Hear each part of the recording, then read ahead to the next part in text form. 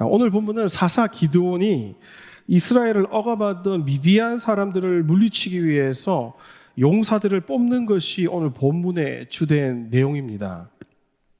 오늘 본문에 들어가기 전에 한번 확인해야 할 것이 있습니다. 그게 뭘까요? 이스라엘의 전쟁에는 특징이 있다는 것입니다. 여러분, 이스라엘 전쟁에 어떤 특징이 있을까요? 이스라엘의 전쟁은 하나님의 영광을 위해서 자원하는 전쟁이라는 것입니다. 특징이 뭐라고요? 하나님의 영광을 위해서 자원하는 전쟁. 저와 여러분의 조국 대한민국은 세계 유일의 분단 국가입니다. 그러한 특수한 상황 가운데서 보면 어쩔 수 없이 신체가 건장한 남자들은 모두 다 군대를 가야 하는 병역의 의무가 부여됩니다. 부족하지만 설교를 하고 있는 저도 2년 2개월 육군 병장으로 만기 전역했습니다. 원하든 원하지 않든 한국에 있는 우리 형제들, 남자분들은 신체가 건장하다면 다 군대를 가야 합니다.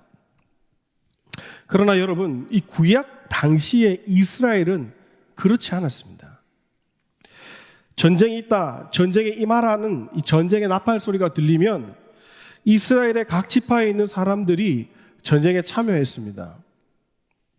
그래서 사사시대의 전쟁을 보면 이 드보라가 사사일 때 많이는 4만 명까지 전쟁의 자원에서 나오는 것을 보게 됩니다. 그리고 적게는 오늘 본문처럼 300명까지 이 전쟁에 참여하게 됩니다. 여러분, 이스라엘의 자원하는 전쟁이, 이 자원하는 전쟁이 저와 여러분에게 무엇을 말씀하고 있습니까? 성도인 우리가 삶에서 믿음을 지켜서 신앙생활을 하는 것은 자신을 위한 욕심과 교만이 아니라 하나님의 영광을 위해서 자원해야 된다는 것입니다. 우리가 예배를 드리는 것도 마찬가지입니다. 우리가 헌물하는 것도 마찬가지고요. 우리가 봉사를 하는 것도 마찬가지입니다. 구원받은 백성으로서 하나님의 영광을 위해서 스스로 하라는 것입니다. 절대로 강요가 아닌 자원하는 마음으로 해야 한다는 것이고요. 그렇게 할 때에 하나님께 영광이 된다는 것입니다. 또 그렇게 자원하면 자원하는 자신에게 큰 복이 된다는 것입니다. 그러니까 이스라엘 전쟁의 가장 큰 특징은 바로 자원하는 전쟁이라는 것입니다. 그런데 특별히 오늘 이스라엘과 미디안의 전쟁에서는 단지 이스라엘 사람 300명만을 뽑아서 전투하게 됩니다.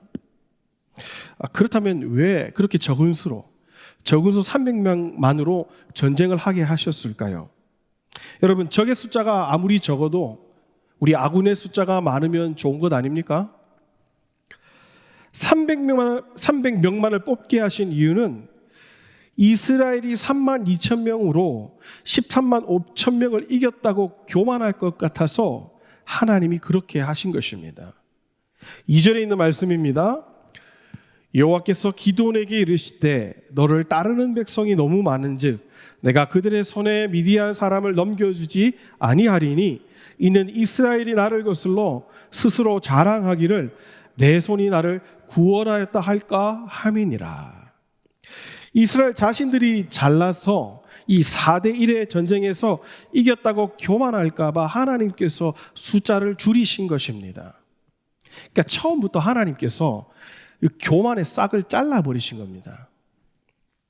소수정예 300명만을 뽑아서 전투하게 하신 또 하나의 이유는 전쟁의 승패가 사람에게 있는 것이 아니고 하나님께 있음을 알고 하나님을 의지하라고 이 전쟁을 하게 하신 것입니다. 여러분, 우리는 이 생즉사, 사즉생이라는 말을 들어본 적이 있습니다. 누가 하신 말씀입니까? 이순신 장군님이 하신 말씀입니다. 살고자 하는 자는 죽을 것이고 죽고자 하는 자는 살 것이다 라고 말씀하셨습니다. 여러분, 이순신 장군이 왜 이런 말을 했을까요? 이유는 이순신 장군조차 자신들이 전쟁해야 하는 그 상황이 이길 수 없는 상황, 만만치 않은 상황임을 알았기 때문에 그렇게 말한 것이었습니다. 여러분, 이순신 장군이 일본 수군과 싸울 때에 배가 몇 척 있었습니까? 네, 12척이 있었습니다. 그렇다면 이순신 장군에게 12척의 배가 있었고 당시 일본 수군의 병력은 어떠했고 배는 몇 척이 있었습니까? 병력 규모는 불명이지만 적어도 적군의 배가 약 300척에서 그 이상까지 있었다고 역사적으로 전해지고 있습니다. 그렇게 볼 때 이순신 장군과 이 일부 수군과의 싸움을 단순하게 보면 1대 30의 전쟁이라고 말할 수 있습니다. 이 싸움을 두고 역사가들은 세계 해전사상 유례를 찾아볼 수 없는 가장 극적인 반전 드라마라고 말하기도 합니다. 그렇다면 여러분, 기드온과 미디안의 싸움은 몇 대 몇의 싸움입니까? 13만 5천 대 300의 싸움입니다. 수치를 좀 줄여볼까요?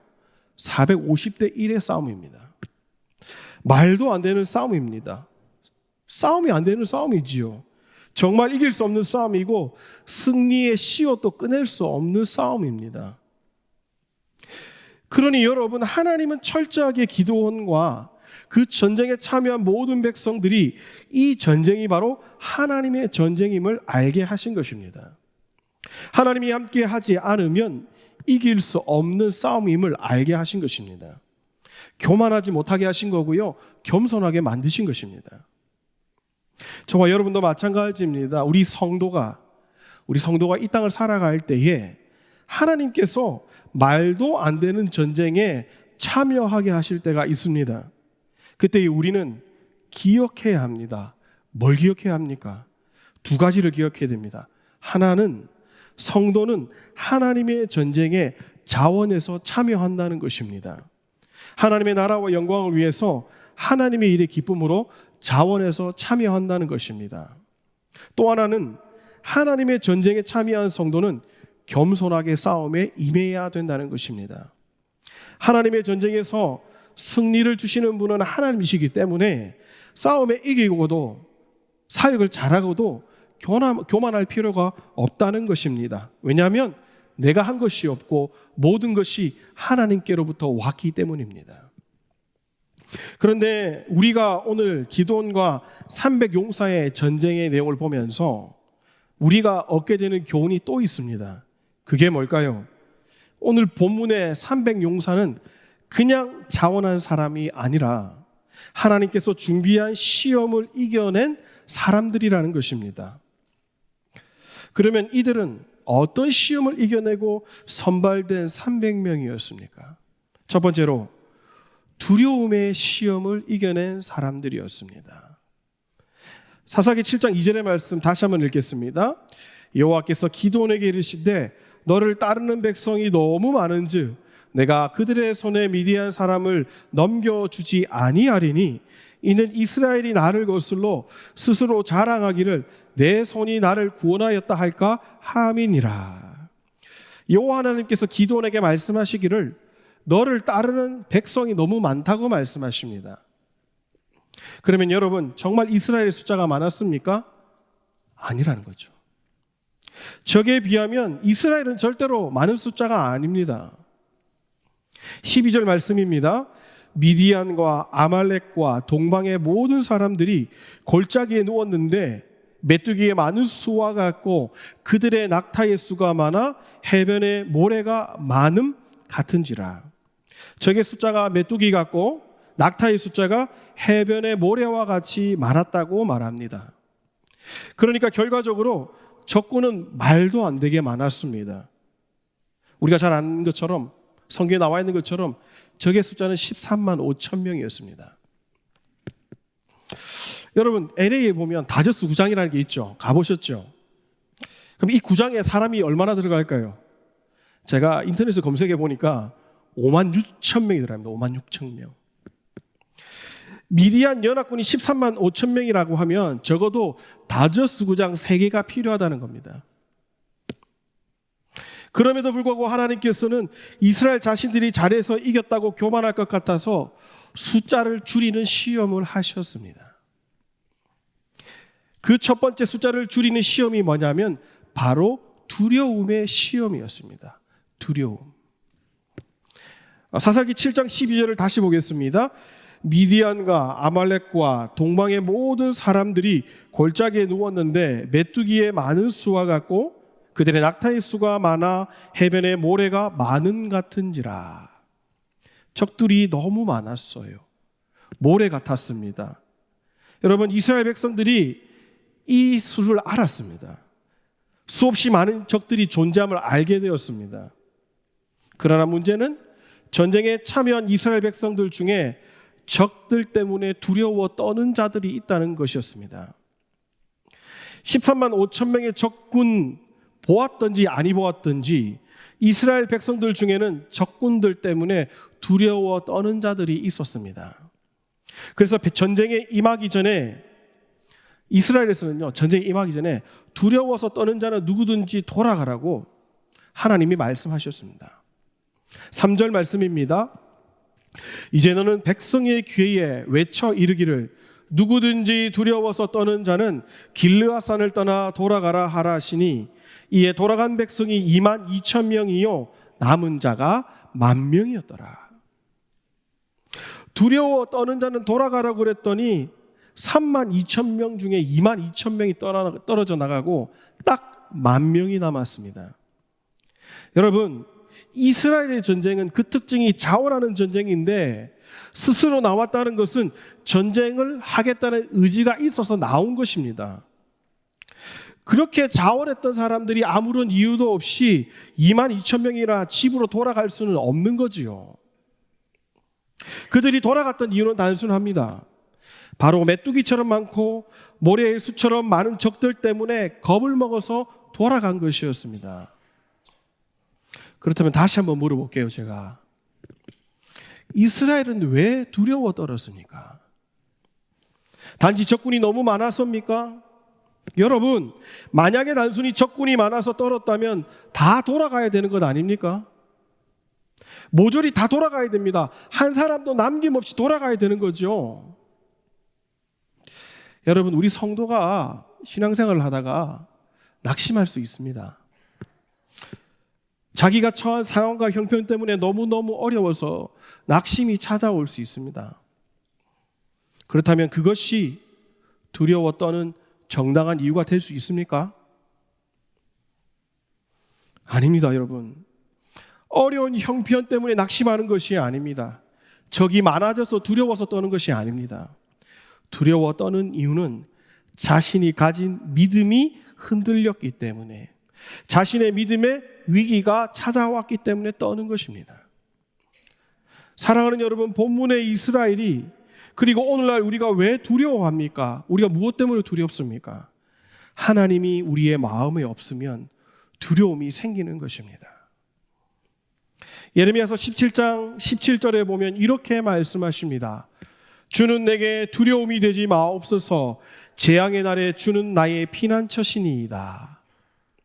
저와 여러분이 삶을 살아갈 때도 마찬가지입니다. 분명히 우리가 더 불리하고 더 어려운 상황이 있는데도, 더 이상 소망이 없을 때에도 하나님께서 우리에게 믿음을 요구하시는 그런 상황이 찾아옵니다. 그리고 하나님은 그런 어려움에 처한 저와 여러분에게 하나님 아버지를 피난처로 삼으라고 말씀하십니다. 분명히 처음에 이스라엘이 3만 2천 명 모였을 때는 4대 1의 전쟁이었는데 이제 2만 2천 명이 떠나고 10,000명이 남으니까 이제 13대 1의 전쟁이 되었습니다. 우리 하나님은 기드온에게 더욱더 숫자를 줄이고 하나님을 더욱더 신뢰하고 더욱더 믿음을 세우라고 말씀하십니다. 사사 기드온은 하나님께서 시키는 대로 두려워 떠는 자들을 돌아가게 했습니다. 신명기 20장 1절의 말씀인데요, 우리 같이 한번 읽었으면 좋겠습니다. 신명기 20장 1절 시작. 내가 나가서 적군과 싸우려 할 때에 말과 병거와 백성이 너보다 많음을 볼지라도 그들을 두려워하지 말라. 애굽 땅에서 너를 인도하여 내시 내 하나님 여호와께서 너와 함께 하시느니라. 아멘. 하나님께서는 숫자가 많음을 볼 때에 두려워하지 말라고 하셨습니다. 애굽에서 바로의 군대가 너희를 쫓아올 때도 그들을 물속에 잠재워 버리신 하나님이 너와 함께 하시니 두려워하지 말라고 말씀하셨습니다.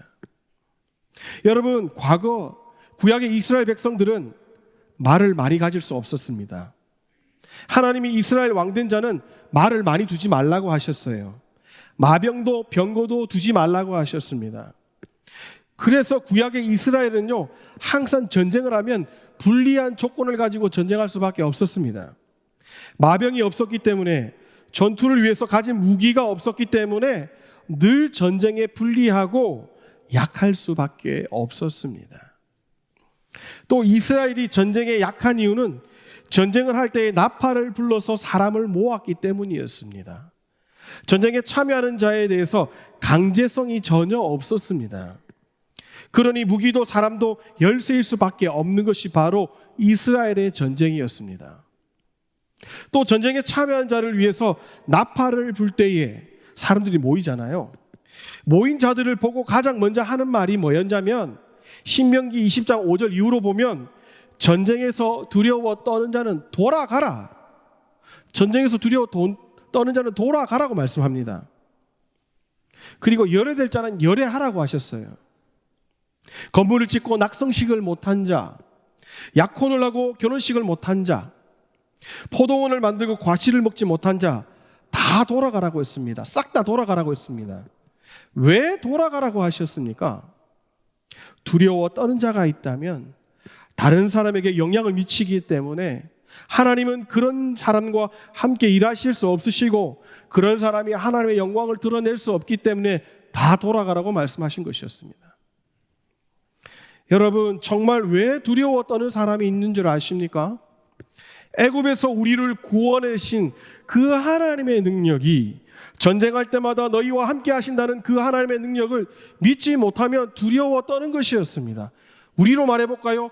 지금까지 우리의 이민생활을 도와주신 그 하나님을 믿지 못하면, 그분을 신뢰하지 못하면, 오늘까지 우리를 있게 해주신 그 하나님을 신뢰하지 못하면 우리가 두려워 떠는 것입니다.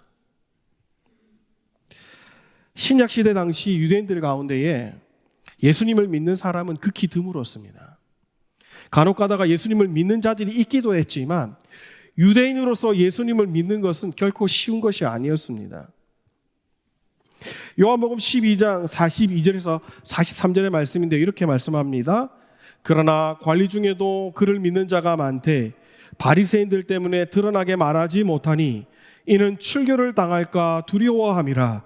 그들은 사람의 영광을 하나님의 영광보다 더 사랑하였더라.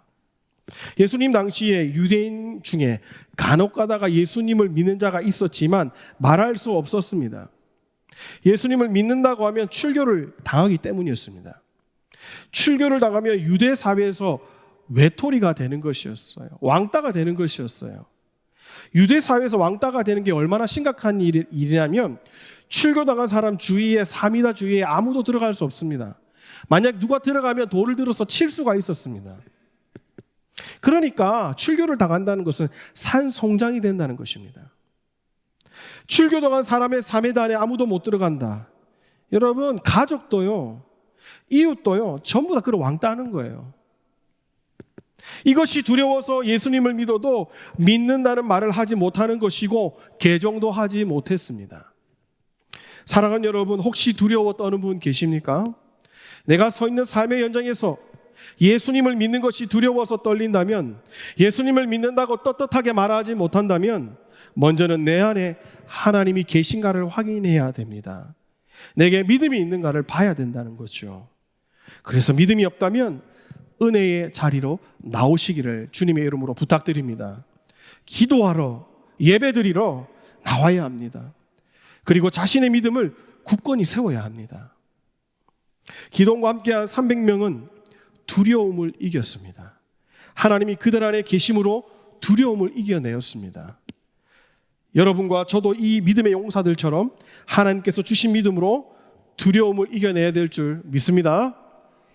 그리고 300명의 용사들은 이 두려움의 시험 외에 어떤 시험을 이기고 선별된 사람이었습니까? 두 번째로 평안의 시험을 이겨낸 사람들이었습니다.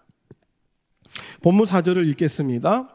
여호와께서 또 기드온에게 이르시되 백성이 아직도 많으니 그들을 인도하여 물가로 내려가라. 거기서 내가 너를 위하여 그들을 시험하리라.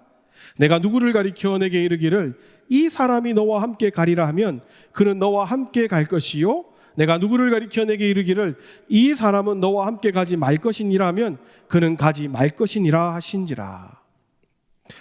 이 본문에서 읽으니 어떤 시험을 이겨낸 사람들이 300명의 용사가 되었다고 말합니까? 바로 평안의 시험을 이겨낸 사람들이었습니다. 오늘 본문에 보니까 하나님께서 10,000명도 많다고 하셨습니다. 그래서 하나님은 기드온에게 더 많은 사람들이 떨어져 나가야 된다고, 정리해야 된다고 말씀하셨습니다. 그러면서 5절에 말씀하셨는데요, 5절을 우리가 같이 한번 읽어보겠습니다. 5절입니다. 합동하시겠습니다. 시작. 이에 백성을 인도하여 물가에 내려가매 여호와께서 기드온에게 이르시되 누구든지 개가 핥는 것 같이 혀로 물을 핥는 자들을 너는 따로 세우고 또 누구든지 무릎을 꿇고 마시는 자들도 그와 같이 하라 하시더니 손으로 움켜 입에 대고 핥는 자의 수는 300명이요 그의 백성은 다 무릎을 꿇고 물을 마신지라.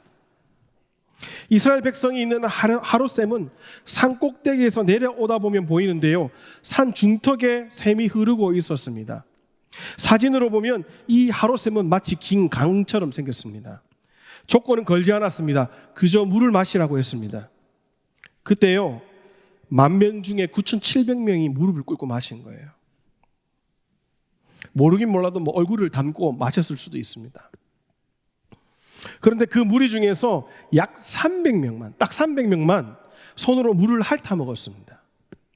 만약에 자신이 지금 이스라엘의 군인인 것과 지금 현재 전쟁을 염두에 두고 물을 마신다고 하면 개처럼 물을 핥아 먹는 자세가 나올 수밖에 없었습니다. 여러분, 몸에 식량과 나팔을 가지고 물을 마시려면요, 불편합니다. 이거 불가능합니다. 머리를 물속에 박고 먹었다는 것은, 얼굴을 넣고 먹었다는 것은 좋게 보면 용기 충만, 자신감 충만으로 볼 수도 있겠지만 다른 측면에서 보면 흐트러진 모습입니다. 물론 지금 하룻셈에 남은 10,000명은 기존에 떠난 22,000명보다 용기가 있는 사람들입니다. 그러나 여러분, 지금 남은 10,000명이 물을 마시고 있는 상황은 이스라엘의 전시 상황입니다. 전쟁이 끝난 게 아닙니다. 사랑하는 여러분, 우리는 이 장면을 정확하게 볼 필요가 있습니다. 지금 이 상황은 이전과 정반대의 상황입니다. 하롯셈 이전에는 이스라엘 백성들이 두려움을 느꼈습니다. 다르게 보면 크게 보면 하나님께서 그들에게 두려움을 주셨습니다. 그 두려운 상황에서도 하나님을 신뢰하면서 용기를 가지는가를 하나님이 시험해 보셨습니다. 지켜보셨습니다. 그 뒤에 하롯셈을 통해서 주신 시험이 뭐냐면 평안과 기쁨의 상황을 주시면서 그때에도 하나님이 자신에게 주신 사명을 생각하는가 아닌가를 확인해 보신 것이었습니다. 사랑하는 여러분, 저와 여러분이 하나님의 자녀로서 인생을 살다가 문제를 만나면 두려워서 울기도 하고 좌절도 하고 절망도 합니다. 그러나 우리 성도님들이 기도하다가 이기는 경우가 참 많습니다. 그리고 실제로 웬만하면 그 고난들 기도하면서 다 이겨냅니다. 그런데 여러분 아십니까? 진짜 무서운 시험은 평안의 시험입니다. 평안의 시험. 기도하니 사업도 잘 되고 물질도 많이 생기고, 기도하니 안 믿던 배우자도 주님 앞에 들어오고, 기도하니 자녀도 좋은 대학교를 가고, 기도하니 다 이루어지는 거죠. 문제는 그냥 그렇게 딱 5년만 살아보십시오. 그렇게 평안하게 5년만 살면 여러분 그게 시험입니다. 그렇게 되면 이 사람이 그리스도인인지 이 사람이 그리스도인이 아닌지 구분이 없게 됩니다. 여러분, 저와 여러분이 비율로 본문의 시험을 한번 살펴보면 좋겠습니다. 여러분, 먼저 두려움의 시험은 32,000명 중에 22,000명이 떨어져 나갔습니다. 얼마나 떨어진 거예요? 약 3분의 2가 떨어진 겁니다. 66%가 떨어져 나갔어요. 그러면 평안의 시험은 어떻습니까? 10,000명 중에 9,700명이 떨어져 나갔습니다. 97%가 떨어졌어요. 거의 다 떨어진 겁니다. 하나님께서는요, 이 두려움과 평안이라는 두 가지 시험을 가지고 우리 인생을 달아보십니다. 반드시 저와 여러분이 어디에 걸려서 떨어지는가를 확인해 봐야 됩니다. 여러분, 이스라엘이 출애굽했을 때에 고난이 있었습니다. 40년 광야길이 절대로 쉽지가 않았습니다. 물도 없었고요. 아말렉이 쳐들어오기도 했었습니다. 완벽하게 이기지는 못했지만 그래도 나름대로 선방하면서 광야길을 잘 지나갔습니다. 그런데 이스라엘 백성들이 가나안 땅에 들어와서는 엉망이 되었습니다. 약속의 땅에서 평안의 시기를 가질 때에 왕이신 하나님은 없어지고 자신의 소견에 옳은 대로 사는 사사시대가 오게 되었습니다. 유대인들이 로마에 의해서 핍박당했던 그 내용이 히브리서에 보면 잘 나와 있습니다. 히브리서 11장을 보면 그 내용이 어마어마합니다. 예수님을 믿는다는 이유로 로마의 황제가 예수 믿는 자들을 자근자근 밟았습니다. 어떤 이는 칼날에 죽었고요, 찔려 죽기도 했습니다. 톱에 썰리는 자도 있었습니다. 그리고 어떤 이는 양과 염소의 가죽을 쓰고 운동장을 배회하다가 사자의 밥이 되고, 어떤 이는 카타콤이라는 지하 동굴에서 태어나고 평생을 지하 동굴에서 살다가 죽은 자들도 있었습니다. 왜 그렇게 죽어야만 했습니까? 예수님을 믿는 믿음 때문에, 예수님을 믿는 그 믿음 때문에 그렇게 죽어야만 했습니다. 그때에도 우리 성도님들이 믿음을 지켰는데 히브리서에 보면 고난받는 자들을 자기의 형제로 여기고 서로 도왔다라고 나와 있습니다. 여러분, 그때는요, 물고기 그림, 익투스 아시죠? 물고기 그림을 그리면서 자신이 그리스도인이라고 남몰래 알렸고요, 그 모습만 봐도 예수님을 믿는 증거라 여기며 서로 눈짓으로 위로하고 격려했습니다. 문제는 313년에 이 콘스탄틴 대제가 밀라노 칙령을 선포하면서 일어나게 됩니다. 주된 내용은 이런 거지요. 앞으로 로마에서는 기독교를 비롯한 모든 종교는 자유를 얻는다는 것이었습니다. 그래서 이제는 예수님을 믿는 사람을 더 핍박하는 일이 없어졌습니다. 밀라노 칙령이 딱 선포되고 나니까 지하에 있던 사람들이 다 올라왔습니다. 그러면서 평안의 시절이 시작되었습니다. 이어졌습니다. 점점 그리스도인의 숫자가 늘어나기 시작했습니다. 로마 사람들이 어제만 해도 예수님을 믿는 사람들을 다 핍박했는데 이제는 핍박하던 그 사람들이 그리스도인이 되었습니다. 그렇다면 여러분, 그들이 다 진정으로 예수님을 믿는 사람이 되었을까요? 그들 가운데 진정한 회심이 일어난 것일까요? 그들이 진정으로 거듭난 사람이 되었을까요? 아닙니다. 그냥 교회를 들어온 거예요. 회개가 없었어요. 옛 생활은 그대로 가지고 그냥 종교만 바뀐 거예요. 종교만. 그냥 종교만 기독교가 되었고 생활은 여전히 세상이었습니다. 그리고 이전에 극한의 상황에서 믿음을 지키던 자들이 갑자기 평안이 찾아오니까 이 평안에 어찌할 바를 모르는 거예요. 그리고 점점점 대부분이 믿음에서 떨어져 나갔습니다. 여러분, 이 평안의 시험 무엇에 비유할 수 있을까요? 마치 사납고 매서운 바람이 길을 지나가는 행인의 옷을 전혀 벗기지 못했지만 뜨거운 태양은 아무런 어려움 없이 이 행인의 옷을 벗겨버린 것과 같은 그런 이치입니다. 사랑하는 여러분, 우리가 알아야 됩니다. 어떤 면에서 보면 이 두려움의 시험보다 평안의 시험이 더 힘든 것입니다. 평안의 시험 절대로 쉽지 않습니다. 21세기를 살아가는 우리는 지금 평안의 시절을 보내고 있습니다. 어떤 평안의 시절을 보내고 있습니까? 물질이 풍요롭고요, 먹을 것이 충만합니다. 종교적으로 자유로운 시대를 보내고 있습니다. 자신이 비록 남자일지라도 여자라고 인정해달라는 시대를 살고 있습니다.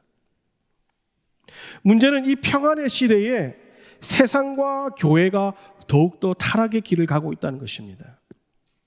이전에 보기 드문 그 더럽고 추악한 죄악들이, 범죄들이 이제는 셀 수 없이 뉴스에서, SNS에서 쏟아져 나오고 있습니다, 여러분. 그런데 이런 일이 일어나고 있는데 정작 그리스도인이라고 하는 많은 성도님들이 무관심합니다. 아예 감각이 없어요. 자신과는 상관이 없는 것처럼 그냥 평안의 시절을 평안의 시절로만 여기면서 평안의 시험을 평안의 시절로만 여기면서 살아간다는 겁니다. 전혀 기도하지 않습니다. 여러분, 이 얼마나 안타깝고 답답한 일입니까? 사랑하는 여러분, 시험은 두 가지입니다. 내가 당하는 시험이 고난이든 내가 당하는 시험이 평안이든 우리 성도는 그 두 가지를 이겨내야 합니다. 두려움 가운데서 믿음을 붙들어야 하고요, 평안 가운데서 사명을 잃어버리지 말아야 합니다. 그래야 하나님의 용사가 되는 것입니다. 여러분, 하나님 아버지의 마음은요, 저와 여러분의 사업에 있는 게 아니에요. 하나님 아버지의 마음은 내가 잘 되는 것에 있는 게 아닙니다. 내가 하나님의 용사가 될 때에 내게 있는 사업과 내게 있는 자녀와 내게 있는 미래와 비전에 하나님이 관심이 있으신 것이지, 내가 하나님의 용사로 하나님의 자녀로 살지도 않으면서 다른 것을 바라보는 자에게는 하나님이 아무런 관심이 없으십니다. 성도의 사명은요, 바알이 하나님인지 만몬이 하나님인지 여호와가 하나님인지를 알고 참 하나님을 드러내는데 그 사명이 있는 것입니다. 하나님의 영광을 드러내는데 성도가 살아가는 그 삶의 목적과 이유가 있는 것입니다. 이를 위해서 하나님께서는 사람을 뽑으십니다. 용사를 뽑으십니다. 그리고 뽑으실 때에 반드시 달아보십니다. 무엇으로 달아보십니까? 어떤 시험으로 달아보십니까? 평안의 시험과 두려움의 시험으로 꼭 달아보십니다. 말씀을 마무리합니다. 사랑하는 여러분, 만약에 오늘 우리가 읽은 이 본문이, 성경이 그 당시에만 일어나고 지금에 일어나지 않는 일이라면 오늘날 우리가 이 성경을 읽는 건 마땅하지 않아요. 그러나 모든 성경은 말세를 만난 우리에게 경계로 기록했다고 고린도전서 10장 6절을 말씀하고 있습니다. 고린도전서 10장 6절 다 같이 합독하시겠습니다. 시작. 이런 일은 우리가 본보기가 되어 우리로 하여금 그들이 악을 즐겨한 것 같이 즐겨하는 자가 되지 않게 하려 함이니. 아멘. 여러분, 하나님이 왜 오늘 우리에게 기돈의 300용사의 이야기를 들려주십니까? 아직 바알이 하나님인지 돈이 하나님인지 아닌지 모르는 사람들에게, 곧 흔들리는 신앙을 가진 사람들에게 하나님의 하나님 되심을 드러낼 용사를 찾으신다는 것을 알려주시는 것입니다. 그리고 누가 하나님의 용사가 될 수 있고 어떤 사람이 하나님 앞에 쓰일 수 있는 자가 되는지를 말씀해 주시는 것입니다. 두려움 앞에서 하나님을 신뢰하는 자가 용사가 되고, 평안의 상황 가운데서도 그 평안에 빠지지 않고 평안의 시대에도 하나님이 나를 부르신 이유가 있다고 사명을 염두에 두고 사는 사람들을 하나님께서 용사로 쓰신다는 것입니다. 사랑하는 여러분, 하나님 앞에서 믿음으로 여러분의 상황에 놓여진 그 두려움의 시험, 그 평안의 시험을 잘 이겨내시기를 주님의 이름으로 축복합니다. 이겨내셔서 하나님이 원하시는 믿음의 용사들로 다 세워지시기를 간절히 축원합니다.